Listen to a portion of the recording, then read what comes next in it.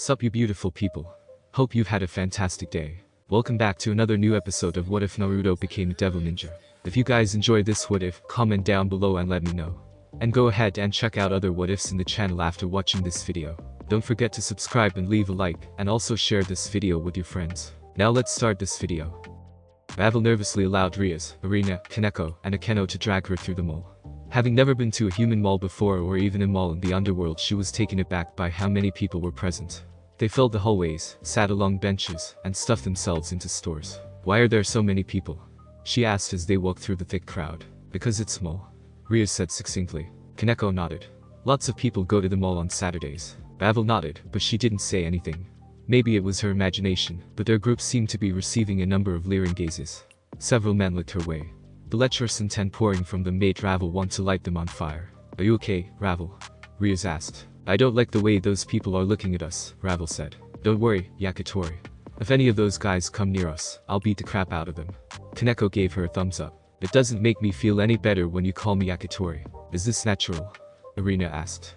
Even she seemed disconcerted by the number of teenage boys staring at their group. I haven't gone to a mall in a long time, so I don't know what it's supposed to be like, but we do seem to be getting a lot of attention. Rias hummed as she studied their surroundings. I'd say this is about normal. Men are always gawking at us at school. If you think this is bad, you should have seen what it was like when Naruto and I went to Konoken. It was even worse than this. I can imagine, Kaneko said dryly. Your dress in skimpy cosplay is bound to attract more trouble than it's worth. How did Naruto take it? Naruto's not the type of person who'd get upset over something like that. Besides, he attracted just as much attention. Kaneko shrugged. If you say so. Yuhu, you're all so excited, Akeno giggled. I think it's so nice that we're all helping Ravel-san look for clothes. Ashia clasped her hands in front of her face as if praying. Come on. Rias clapped her hands together and smiled. I know the perfect place to find something cute. As the one in charge of this operation, which had been officially christened Operation Find Ravel a cute outfit for her date, Rias directed them to a store that she deemed contained appropriate date wear. The store they went into was a smaller boutique that focused on fashion for teen girls. Because Ravel was still getting used to reading kanji, she didn't know what the store was called, but it looked like a nice place. Racks filled with shirts and pants lined the store, cute coats and frilly dresses hung from hangers, and various jeans were folded up on shelves. Oh, Ms. Rias, a woman exclaimed in surprised delight. She was a middle-aged woman, but due to her bright smile and sunny disposition, she appeared much younger. It has been quite a while since I last saw you in my store. Hello, Carria, Rias greeted pleasantly. I see that your daughter isn't working today. She's in college now. Carria's smile was that of a proud parent. You know how some girls are. Do you need help finding anything, or should I stay out of the way this time? I think we'll be fine for now, thank you. Rias placed a hand on Ravel's shoulder. I'm just helping my friend pick out an outfit for her first date with the boy she likes. Oh, my. Carria smiled as Ravel's cheeks turned into a bonfire. First dates are awfully important. If you need any help, please do not hesitate to call for me. Will do. Thank you. Ravel watched the woman move behind the counter as Rias guided her to a section of the store, one that contained a variety of pants, shorts, and skirts. There, they, as in everyone except for her, began to pick out clothes they thought she would look cute in. Ravel was embarrassed by how much attention everyone was paying to her. Who was that woman? Ravel asked, more to get her mind off her embarrassment than for anything else. That's Carrie Kurosaka, Akeno answered furious. She's the owner of this shop and a guru on fashion. She was one of the first humans I met when I came to live in the human world. I learned a lot about human culture and fashion from her, Rias added, grabbing several outfits off the racks and carrying them to Ravel. Anyway, why don't you go into the changing room and try these on, okay? Ravel felt her cheeks flush as she was handed several outfits. She couldn't see how they looked yet, but she was already imagining showing each one off to Naruto, of his reaction to seeing her in cute clothes.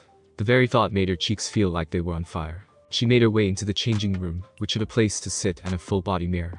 Placing her clothes on the chair, she slowly stripped off her current garments, the purple dress that she almost always wore outside of school. As her dress slid down to reveal her slender body, Ravel stared at herself in the mirror. She'd often been told that she was beautiful, but living with Rias and Arena made all of the confidence that she had in her looks go down the drain. Rias was everything that she wanted to be, confident, gorgeous, and with big breasts. While Ravel knew that her body proportions were impressive for her age, Rias put her to shame. Will Naruto even like someone who doesn't have big? What am I saying? Ravel shook her head. Now wasn't the time to think such things. Naruto had never struck her as the type who went after a woman because of their looks or their boobs, and he'd already admitted that he thought she was cute. Surely, that meant he liked how she looked. She slipped into one of the outfits that Rias had chosen for her, simple jeans and a shirt. The jeans were interesting in that they were asymmetrical. The left pant leg was long, while the right barely covered her butt. The shirt was sleeveless and pink, with several strategically placed strips along the back and shoulders to reveal hints of skin. Her outfit was finished with a pair of cute Converse shoes. Pulling back the curtain and stepping outside, Ravel allowed the others to see her outfit. "Oh?" Irina clapped her hands together. "You look so cute." Ravel blushed. "It really does suit you," Rios added with a smile, further deepening the redness of Ravel's cheeks. Akeno hummed. "Is something wrong, Akeno-sama?" Ashia asked. Akeno flinched at the added respectful suffix, but she tried to play it off with a smile. "Nothing in particular. I was just thinking that her outfit is missing something." "Do you really think so?" "Yes, though I don't know." "That could work." Akeno rushed off toward a stand that was holding a variety of hats. She grabbed one and came back, presenting the hat to Ravel. It was a small flat cap. Black.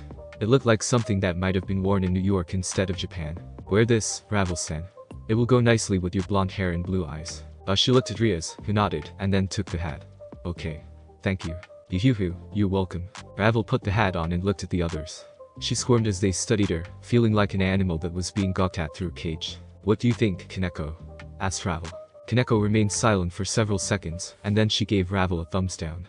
"The shirt is nice, but I don't think the pants look very good on you." "What's wrong with the pants?" Irina asked. "They're too scandalous, and Yakitori is a prim and proper young lady." "Stop calling me Yakitori." Maybe we should have her try on a skirt," Rios suggested. A general consensus was soon met, and the other girls all dashed off to grab the cutest skirts they could find, leaving Ravel standing in front of the changing room. Alone. Groaning, Ravel resigned herself to waiting. She could already tell. This was going to be a long day.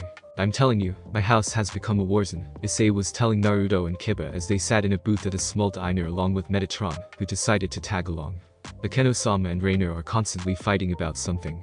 The house has been wrecked several times. I'm at my wit's end here. Since the girls had decided to go shopping minus Rainer, who was likely stuck at home, they were having a guys' night out, which basically meant they'd gone to the arcade, and then went for some food. Naruto found that he was quite fond of arcades. He loved playing the fighting games. "It sounds Akeno isn't too fond of Rainer," Kiba stated. "Thanks for stating the obvious, pretty boy," Issei snarked. "Pretty boy? Is it because Rainer is a fallen angel?" Naruto asked. "Or is it because Rainer tried to kill you?" Rainer tried to kill Issei. Metatron, the Void of God, who was currently dressed in an I Love Ninja t-shirt and jeans, asked. "When did this happen?" "It happened when Issei was still human," Naruto said. "How atrocious. To think that she would kill a human." Metatron stood up and ranted. "Does she not realize that it's against the laws of heaven to kill a human?" "I don't think she cares," Kiba answered the angel dryly. "I don't know," Issei continued their conversation with a groan. "All I know is that Akeno-sama despises Rainer. Like, she really, really hates her." Naruto hummed thoughtfully. "And how do you feel about Rainer?" Months ago, Rainer had been in charge of a group of fallen angels that had killed Issei and tried to steal Ashia's sacred gear, which had effectively killed her in the process. Both Ashia and Issei had been reborn as devils under Ria's grimoire. However, that didn't change what happened, nor did it get rid of Rainer's sin. Naruto wouldn't have been surprised to hear that Issei hated the fallen angel. I'm not sure yet," Issei admitted. "I mean, I know I don't like her, but it's not like I hate her guts either. I just don't like what she did to Ashia back then." The waitress came up to their table and, after unsuccessfully trying to flirt with Kiba, she left with their orders. "And how does Ashia feel about Rainer?" asked Kiba. "She was frightened at first," Issei stated, idly trailing his index finger along the lip of his cup. "But she's been trying really hard to make friends with Rainer. The problem is Akeno-sama. She doesn't like it when either myself or Ashia try to be nice to Rainer." "Do you think she's jealous?" Naruto wondered out loud. "That you don't think that's the reason, do you?" Issei asked, his eyes growing to the size of pinballs. "Why would she be jealous?" "Maybe she feels like her position is being threatened by Rainer," Kiba suggested. "Women will often feel threatened when another woman comes into the picture. Your relationship with Ashia works because Akeno has taken you both under her wing, but Rainer is a different sort of woman, and I doubt she's willing to let Akeno control her." Issei tilted his head. "Do you think that's it?" "It's hard to say. I don't really know enough about the situation to tell you what's happening." Kiba shrugged. "You know Akeno and Rainer better than I do." Issei groaned, his expression defeated. "I wish I knew of a way to fix this." "You could always kick Rainer out," Naruto suggested. Issei looked horrified. "I can't do that. Rainer doesn't have anywhere else to go. The fallen won't accept her back, so she'd be out on the street." "How could you suggest such a thing, Ninja-sama?" Metatron added, aghast. While Naruto didn't show it, he was pleased with Issei's answer. His friend really was a kind person. "I'm not saying you should. I was just suggesting it. If Rainer and Akeno are going head to head, then the best thing to do would be to either separate them, or talk it over with Akeno, and see if there was something that you can do to help ease her worries." His shoulders slumping, Issei had never looked more defeated in his life. I've already tried that, but Akeno-sama has been avoiding me recently. Avoiding you? Yeah. Issei drew circles on the table. Akeno-sama has been avoiding Ashia and me. Whenever we're in the same room, she gives us this weird look and leaves before we can talk to her. In fact, I think she spends more time with Rainer than she does us now. But aren't you three sleeping together? Naruto asked. Issei shook his head. We used to, but ever since the peace conference, Akeno has slept in a separate bed. That didn't sound good, but Naruto didn't know if he could say that he was surprised. He thought it was a little weird when Akeno started dating Issei. Yes, it was true that they seemed to get along, but he thought that was more due to Issei having such a malleable personality. Unlike Naruto, who was strong-willed and set in his ways, Issei could be changed and Akeno had changed him. Issei had stopped being quite so pervy, he didn't hang out with his two friends as much, and he spent a lot of time trying to please Akeno and Ashia. He was still the same Issei. However, the differences between when Naruto had first met Issei and now were more than obvious. Didn't they start dating a little before Rias and I started dating? I think I remember Rias telling me something to that effect the day we confessed. Looking out of the window, the darkening sky told Naruto that they'd been in that cafe for over 2 hours. Their food soon came. After they finished eating, Naruto stood up and grinned at the pair. It's been fun, you guys, but I've got to get home. Issei looked up at him in confusion. Why? Is something happening tonight? No? Naruto's grin widened. But I've got a date with Ravel tomorrow, and I want to be well rested, so I can make it the best date she's ever been on. Naruto was inexplicably nervous that Sunday. He didn't understand why. It wasn't like he hadn't gone on a date before. He and Rias went on plenty of dates, and he'd never felt this nervous. Is it because Rias and I click more easily? No, that can't be it. Maybe it's because we'd already been through so much before we started dating. Walking back and forth across the living room, Naruto questioned his decision to take Ravel out. What if he wasn't good enough? What if Ravel didn't have fun? What if she decided that she didn't want to be with him anymore? So many questions. Too many questions. Naruto's mind was inundated with worry. If you don't stop pacing, you're going to set the carpet on fire, Rias said. Naruto stopped walking. Sorry. Why are you so nervous? It's just a date. I know that. Running a hand through his hair, Naruto took in a deep breath and then sighed. I don't know why I feel nervous. Do you know where you're going to take her? Yes. Are you afraid that she won't like where you take her? Maybe a little. Rias smiled. You're worried that Ravel won't enjoy where you take her, or that she won't enjoy spending time with you. I like how thoughtful you are, but you tend to pointlessly worry yourself when it comes to the littlest things. That's not a nice thing to say to your boyfriend, Naruto pointed out with a pout. But it's true. Any place that you take Ravel, anything that you decide to do with her, I can promise you that she will love it. You think so? I know so. Naruto calmed down at Ria's words. She was right. Of course she was right. He was worrying over nothing. There's no need to stress yourself out, Naruto. Opening his mouth, Naruto was prepared to thank Rias, but he never got the chance because the door opened at that moment and Irina stepped out. Ravel's finished getting dressed, Irina said. It took a little longer than I expected, Rias muttered lightly. Kaneko wanted to do her hair, Irina admitted. So, let's see how she looks. About that. Hey. Shouting came from behind Irina. Well, what are you? Stop pushing me. Hurry up, Yakitori. Your date's awaiting you. Don't call me that. And I already know that Naruto-sama is waiting for me. Then why are you stalling? Because just give me a minute to center to myself. Stop pushing me. No. I'm not emotionally prepared yet. Irina leapt out of the way as the door burst open again, and Ravel suddenly flew into the room. She stumbled, but managed to catch herself before she could fall. Momentarily freezing, her cheeks became colored with red, though she quickly tried to readjust herself and pretend that nothing had happened. Ah, Naruto-sama, she mumbled under his gaze. How do I look? Naruto couldn't answer right away. He was struck slightly speechless. When he'd first met Ravel during the time that her brother, Riser, had traveled to the occult club room, Naruto had thought that she was a cute girl who epitomized the Oju-sama appearance. A prim and proper young lady with an excellent pedigree. He still thought that to some degree after she'd arrived here. Those thoughts flew out the window as Ravel stood before him. Her denim skirt cut off halfway up her thighs, revealing just enough to be enticing, but not enough to be slutty. A sleeveless pink shirt adorned her torso, conforming to her as if reveling in her beautiful figure. Her normal drill bit curls were gone. Instead, her hair had been artfully arranged in loops, which showed off her slender neck. A black cap sat on her head, likely holding her hair in place. As the girl squirmed under his gaze, he looked down at her black and white Converse, which seemed somehow cute despite their innocuousness. Ha, Naruto-sama. I didn't think you could get any cuter. Grinning sheepishly, Naruto scratched the back of his head. Guess I was wrong. Chu. Ravel's face caught fire. If I didn't know you any better, I'd almost expect you were doing that on purpose, Ryu said. Naruto turned to her with a confused look. Doing what on purpose? Never mind. Why don't you take Ravel out on her date now, right? Spinning back to Ravel, Naruto extended a hand for her. You ready to go? Dumping in shock, Ravel needed several seconds before she could reply. Ah, yes. She reached out to take his hand, but Kaneko stepped up to Naruto, blocking the way. The young Nico devil hybrid stared up at Naruto. Kaneko? Naruto questioned the girl, his gaze was surprisingly steely. Treat her right, Kaneko said seriously, her large cat ears twitching. Putting on a gentle smile, Naruto reached up and patted Kaneko's head. Don't worry. I'd never do anything to hurt Ravel. You'd better not. After placating Kaneko, Naruto took Ravel by the hand. They soon left the stupidly large mansion with more rooms than he would ever need. Speaking of, he really should think about downsizing that place. As they walked down the street, Ravel, still blushing, looked up at Naruto. So, where are we going for our date? Grinning like a man who'd just been told he'd won an all-paid vacation to a 4-star hot spring resort, Naruto said, we're going to the fair. It took several hours to arrive at the fair. Naruto and Ravel had to hop on a bus, which drove them to the other side of Kuro. Naruto hadn't been to a fair in a long time, not since his training with Jiraiya. The streets were lined with vendors. Food stalls and game booths galore filled the area, along with massive amounts of people.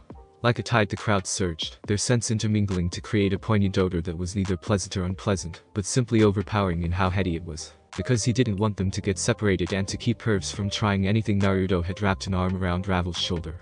The girl pressed her blushing face against his torso as they walked. What should we do now, Naruto-sama? Now?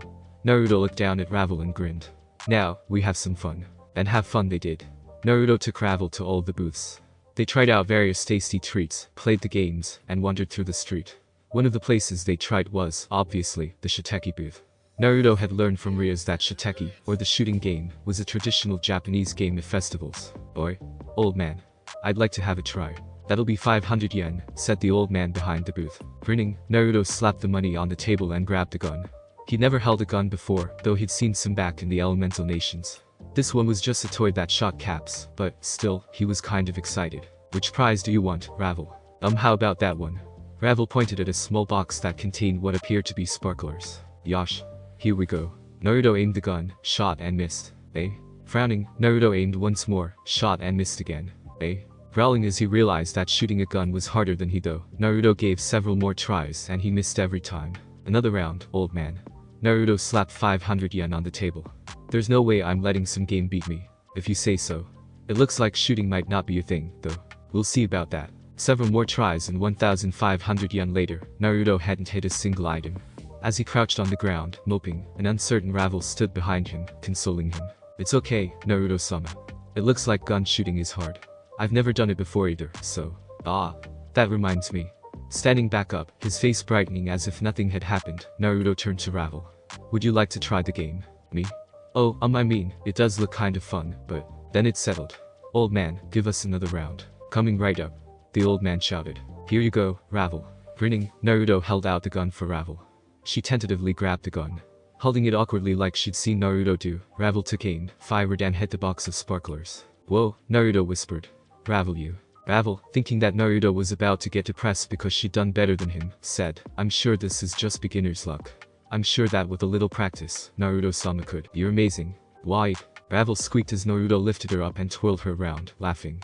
Though her face was redder than a balloon, Ravel wore a smile as she laughed with him. When he set her down, the old man handed her the box of sparklers. Nice shooting, miss. Oh. Thank you. Awesome job, Ravel. Grabbing Ravel's hand, Naruto tugged her off to somewhere else. Now, let's have some more fun. Beaming at him, Ravel nodded. Right. He and Ravel went to many more stalls, playing even more of the games and getting even more prizes. Turned out that Naruto really did just suck at shooting. Every other game he did well on, getting a prize after a single game. Most of the prizes he had to give away. They simply couldn't carry all of those prizes around. However, they did keep several for themselves, a set of matching keychains, a goldfish, and a stuffed phoenix, plus the sparklers that Ravel had won. Walking through the crowd, Ravel held a stick of cotton candy in one hand and Naruto's hand in the other. Naruto was holding the bags with their prizes, and the goldfish was sitting on top of the bag in its little water-filled container. This is really good. Ravel exclaimed as if surprised. I've never tasted something so sweet. That's because cotton candy is nothing but sugar, Naruto told her with a chuckle. By the way, you've got some cotton candy on your cheek. What? I do. Ravel tried to look down at her cheek. Naruto grinned as he reached over and plucked the sugary treat off. His date squeaked when he stuck the cotton candy in his mouth. What are you doing? I was just getting the cotton candy. You didn't have to, you shouldn't have eaten it. Why not? What was that? It's my face is probably sweaty from all this walking. It's dirty. That just means it's Ravel flavored, right? Beep. After spending a good portion of their time wandering the main festival, Naruto deviated course and led Ravel to a more secluded area, a park filled with bonsai trees. Without the noises generated by the crowd, it was easier for them to converse. Have you ever thought about what you plan on doing after graduating high school, Naruto-sama? Eh? Well, not really. I've never really been the type of person who plans ahead. Still, I imagine that I'll travel to the underworld after high school to help Nikki keep the peace between the three factions. More than anything else, I'd like it if we could avoid ever having to go to war. I think that's a good goal, Naruto-sama. Thanks. Studying the girl who was gently clasping his arm, Naruto asked, what about you? Do you want to do something specific? Ravel stopped walking, forcing Naruto to stop with her. She looked down at the ground, kicking a rock with her converse, which he tracked with his eyes before returning to her face. He couldn't see much. Her features, hidden by her cap and the shadows that it cast, were nearly invisible. However, he could see the light redness of her cheeks, which was nearly glow in the dark. Is there somewhere that we can talk about this in private? She asked. Naruto looked up at the sky. Dusk was settling upon the land.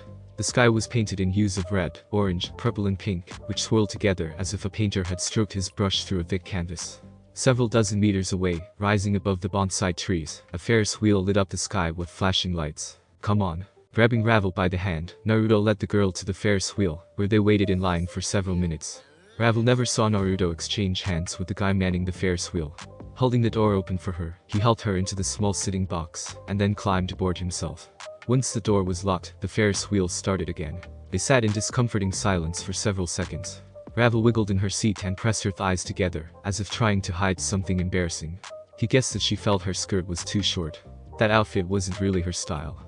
It had Ria's written all over it. Actually, her entire outfit reminded him of anime in which a character called Kanjiki no Yami was taken shopping and dressed up like a doll. As their compartment gained altitude, Ravel looked out the window and was taken aback by the sight. Wow, she pressed her hands against the glass. Look at how high we are. Everything looks so small, and all those lights are so pretty. Indeed, the evening, when the sun was sinking and the city lights were turning on, was one of the most breathtaking hours. Naruto sometimes sat on the roof of his house with Rias, watching this scene until well into the night. One time, they'd even fallen asleep like that. The Ferris wheel stopped when they reached the top, and Naruto decided it was time for them to finish their conversation. Ravel. Flushing, Ravel faced him. She looked down, clutching her dress as if she was screwing up her courage, and then she looked back at him. You wanted to know if I have any plans after school. There is something that I want to do. Ravel paused, then took a deep breath. I was hoping to become your bishop when you become a high-class devil. For some reason that he couldn't understand, that was the last answer that he'd expected. I see.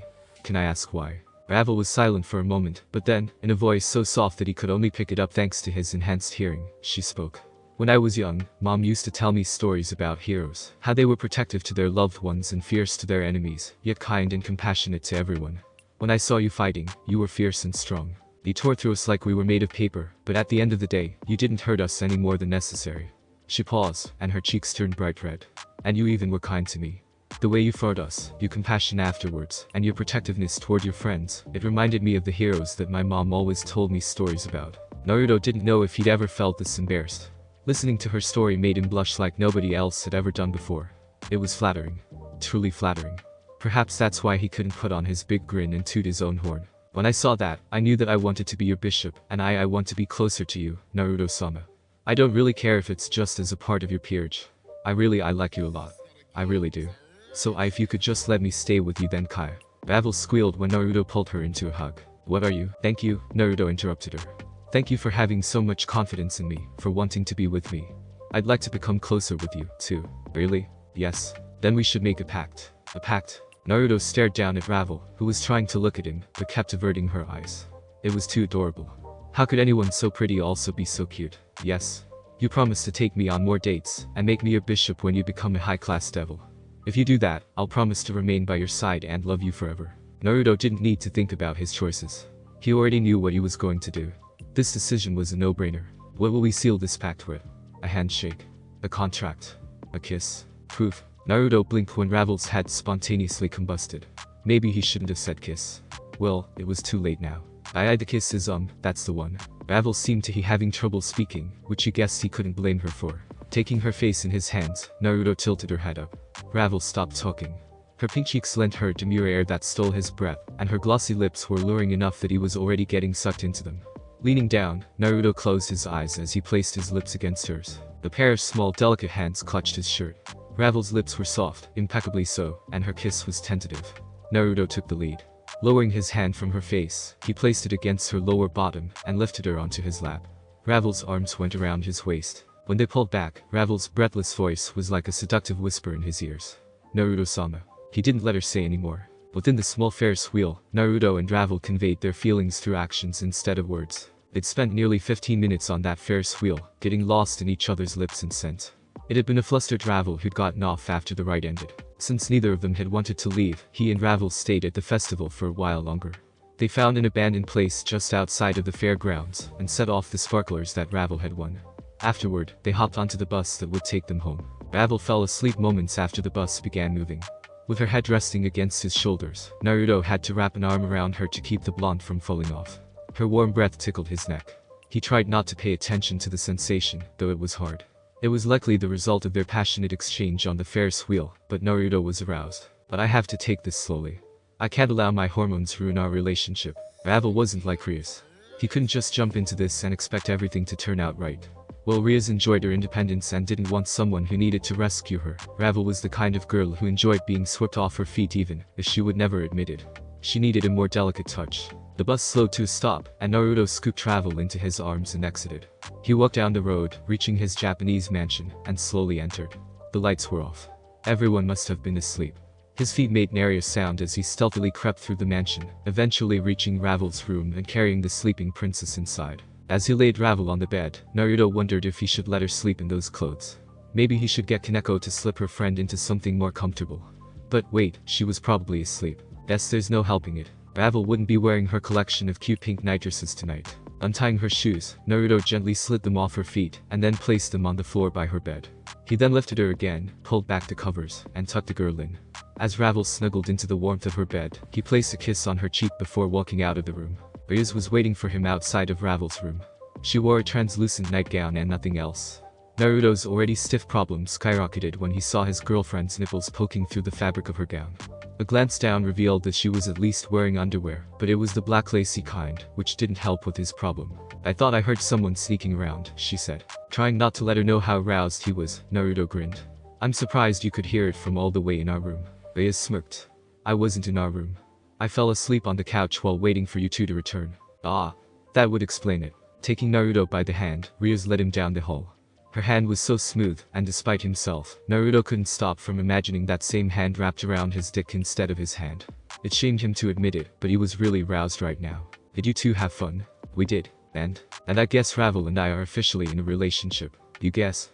Rias raised an eyebrow. There's no guessing at this, Naruto. You either are or you aren't. Then we are, Naruto grumbled. Cut me some slack here. I'm still not used to the idea of polygamy. You'll get used to it soon enough, especially since Kaneko is going to make her move soon. Naruto groaned. Rias giggled. After entering their room, Naruto locked the door behind him. Rias barely turned around when he pulled her into a searing kiss. Moaning inside of his mouth, Rias grabbed him by the head, pulling him deeper into her kiss, which grew hungrier by the second. Naruto matched her fervor. He plundered her mouth with his tongue, twirling, hooking, and catching it against her tongue. They never broke contact as they walked backwards. Ria's knees hit the back of the bed, yet even as they fell onto the mattress, they remained lip-locked. Naruto slipped his hands underneath Ria's nightgown to fondle her breasts. Her moans were like a beautiful siren song that he couldn't get enough of. The scent of her hair, of her perfume, of her, was akin to that of a fragrant poison, polluting the mind, sucking him in. He breathed in her scent, enjoyed the taste of her mouth, and the feel of her body against his. However, Rias was not one to be outdone, nor did she enjoy being led around. It wasn't long before Naruto found their positions flipped. He was now the one on bottom, and Rias pillaged the inside of his mouth like a pirate looking for buried treasure. His hands, which had been teasing her nipples, reached behind Rias and grabbed the plentiful flesh of her derriere. A moan escaped her mouth as the action brought her panty-clad mound against his erection. Naruto felt a hiss escape the back of his throat as pleasurable sensations rushed through him. Someone's horny, Rias said unashamedly. Naruto rolled them over. Grabbing her hands, he raised them above Ria's head and pushed his weight against her, pinning her to the bed. You have no idea, he mumbled. Leaning down, he kissed her again. When he came back up for breath, a string of saliva connected him. I've been so hard that I haven't been able to think straight. Did Ravel turn you on that much? Should I be worried about being replaced? Naruto knew that she was teasing him, but he still felt the need to clarify. You never have to worry about anything. I love you. Every time I see you, I want to pin you against this bed, or the wall, or the kitchen table, and make you scream my name in pleasure. Ravel is beautiful, yes, and she really does turn me on, but you do the same without even trying. Leaning down, Naruto nibbled on her ear. Ria's breathy moan, sensual enough that it raised goosebumps on his neck, beckoned him to reach down and massage her through her panties. I can't get enough of you, Rias. MMM. When you say things like that, it makes me almost believe that your dense personality is just an act. Naruto frowned and stopped caressing Rias. I am not dense. You're stupidly dense, she countered. You couldn't even tell that Ravel and Kaneko both loved you. Naruto felt like he'd been punched in the gut. Ugh. Still Ria's muse, wrapping her arms around his neck. That makes the times where you say something romantic like this all the more meaningful. Ria's smile was like rays of sunshine warming his heart. I love that about you. That's good, I guess. Ria's smile turned seductive. Now, then, I believe you said something about making me scream your name. Naruto grinned. It was going to be a pleasant night. The days passed slowly. With the lapse of time, Kuo saw more and more foreigners entering the city. It was much talked about topic. What none of the people knew was that these foreigners were not just people from another country. Angels, devils, and fallen angels flocked to Kuo in droves, seeking to live in this city, which had become the Three Factions Alliance headquarters. Naruto had heard tell from sources that many of these people were part of the peace treaty program. It was a part of the treaty that was designed to foster understanding between the three factions. Naruto thought it was a great idea. It was just another Monday. Skull had let out a little while ago. Rias was helping her brother with something, while Ravel and Kaneko had decided to spend the day mall crawling. It seemed that Ravel had come to enjoy the mall after her first time shopping last Saturday. Thinking of Kaneko made him remember how she'd been acting since his date with Ravel. She hadn't become more clingy, because, really, people couldn't get much more clingy than she already was. However, she had been a lot more affectionate. He supposed that was only natural, given what he now knew. Since Rias had given her tacit permission, Naruto always reciprocated Kaneko's advances. It probably wouldn't be long before they took their flirting to the next level. The office had been avoiding him. Well, not avoiding him, but she hadn't been as interested in spending time with him as she used to be. Whenever Naruto saw her these days, she always had her nose buried in a magazine. She even turned down the chance to go shopping with him. However, that day, he was not spending time with those four, but was instead in the presence of Arena Shido. The lovely exorcist who'd come to live with him had decided to help him with the grocery shopping. It was Naruto's turn that day. What are we looking for? Arena asked as they entered the grocery store. Naruto handed her the list before grabbing a cart. She read it out loud. Ramen noodles. Miso stocks. Chicken stock. Ramen noodles. Flour. Ramen noodles. Pork. Ramen noodles. Carrots. Ramen noodles. As she went further down the list, a drop of sweat trailed down her face. I noticed there's something awfully unusual about this list. I don't know what you're talking about, Naruto said with a straight face. Aha. As they shopped, he and Arena conversed. Naruto discovered that their philosophies on how people should be treated matched surprisingly well. I don't think it's right for us to force other people to believe what we believe, Arena said. Part of the reason that God sent his son to die for us is because we have free will. That means that it's okay for other people to believe in what they want. If God can forgive them, then so can I. Arena's eyes sparkled as she spoke of God. Naruto rescinded his previous thoughts. Their philosophies didn't necessarily match. Well, he knew that God had existed, he wasn't religious. Never had been. Still, her idea that people should be able to believe in whatever they wanted matched his. You know, I don't think I ever asked this, but I've been wondering about your friend.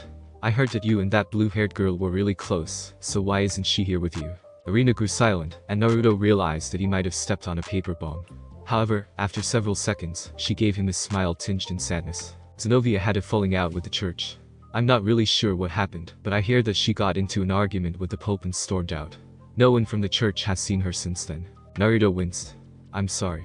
I shouldn't have asked. No? It's okay. Arena shook her head. I don't mind telling you about this.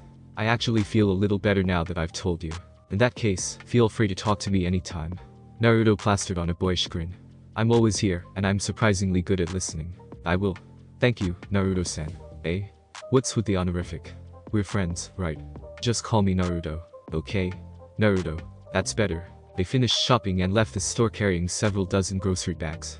Most of the bags were filled with ramen, which Naruto planned on asking Ravel and Rias if they wanted to cook it with him. He'd have liked to try making homemade ramen, but he couldn't remember how to make the dough. Maybe I should ask Ravel and Rias if they know how to make ramen dough. The scenery soon changed. The shopping center became a residential district. As they were passing by a park, Naruto and Arena paused upon seeing an unusual sight. Rias was hiding behind a tree, spying on Akeno and Issei, who stood several feet away. They looked at each other, then, being careful not to be seen, walked up to Rias. What's going on here? Naruto asked in a hushed whisper. SHH. Rias placed a finger against her lips, then turned back to the couple several feet away. Not knowing what else to do, Irina and Naruto followed Ria's example, hiding behind something so they could spy on Akeno and Issei's conversation. I think we should break up. What? What are saying, Akeno-sama? Issei asked, looking as shocked as Naruto felt. Did I do something wrong? Please, if I did something that you don't like, tell me and I'll change. Akeno shook her head and smiled sadly. That's the problem, Ice. I don't want you to change. The longer we've dated, the more I realize what a terrible person I've been to you and Ashi-chan. I've been using you two to mask my own insecurities. Now that Rainer is living with us, I've begun to realize that I've done nothing but force you and Ashi-chan to accommodate my whims. You don't need a selfish girlfriend who's trying to turn you into something you're not. That's not true. Issei looked like he might burst into tears. That's not true at all. Akeno-sama, you've made me into a better person. I didn't change because you forced me to change. I've changed because I wanted to become someone that you would be proud to call your boyfriend. I did it for you. Akeno's forlorn smile trembles. That's the problem, Ice. You did it for me, not for yourself. I forced this on you. Wings sprouted from Akeno's back, one the wing of a devil, and the other a fallen angel's wing. Issei's eyes widened. Wait, I'm sorry, Akeno-sama. Naruto didn't know how to feel about seeing his friend having his heart crushed by the girl he loved. It hurt. Of course it hurt.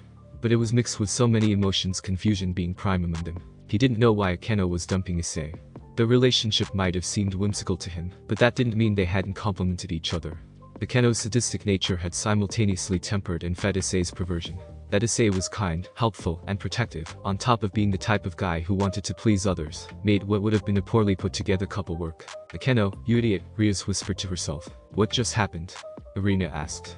Why did Akeno-san break up with Ice? I think I know why. Ria sighed. And if I'm right, then she and I really need to talk. She sent Naruto a sad smile. I'm sorry, Naruto, but I'll probably be a little busy for a while. Returning her smile with one of understanding, Naruto said, it's fine. You do what you need to, and if you need any help, know that I've got your back. He looked at the clearing, where a shell-shocked Issei was on his hands and knees, mumbling incoherently. In the meantime, I should probably help Ice deal with this. Naruto turned to Irina. I'm sorry to ask this, but could you take these home for me? He held up the bag of groceries. I don't mind, Irina said, taking the groceries from his hands. You're going to help my childhood friend with his problem. I'll help you carry those home, Rias offered, taking some of the grocery bags from Irina's hand. I can't talk to Akeno just yet anyway. She needs to cool off some before I try to find out what's really bothering her. Okay. Thanks, Rias. Anytime. As Rias and Irina left, Naruto walked into the clearing. Issei hadn't heard him, apparently, for he didn't raise his head. Frowning, Naruto wondered if his friend had become a vegetable from the shock of being dumped. Placing a hand on Issei's shoulder, he watched as Issei silently raised his head. Naruto-sensei. Come on, Naruto said softly. Let's go somewhere and talk. Issei nodded silently, not putting up a struggle as Naruto lifted him up and led him out of the part. Naruto sighed. He could already tell. Tough times were ahead. Thanks for listening. I do hope you enjoyed. If you want the next part of this video, like, subscribe and comment down below, and turn on the bell notification. And also check out other videos that I have created and enjoy. See you in the next video. Peace.